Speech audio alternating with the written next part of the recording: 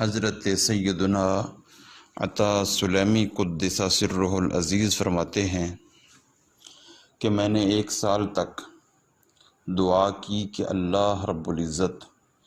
مجھے اپنے اسماء میں سے کوئی ایسا اسم بتا دے کہ جب میں اس اسم باری تعالیٰ سے اللہ کو پریشانی کے عالم میں پکاروں تو میری دعا قبول ہو جائے۔ وہ فرماتے ہیں کہ میں ایک رات مسجد میں تھا کہ مجھے اچانک روشنی محسوس ہوئی،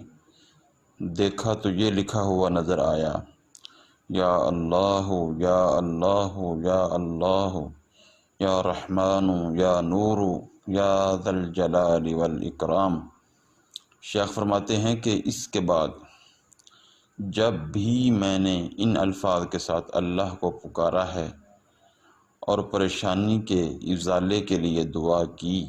ہے تو میری دعا ضرور قبول ہوئی ہے۔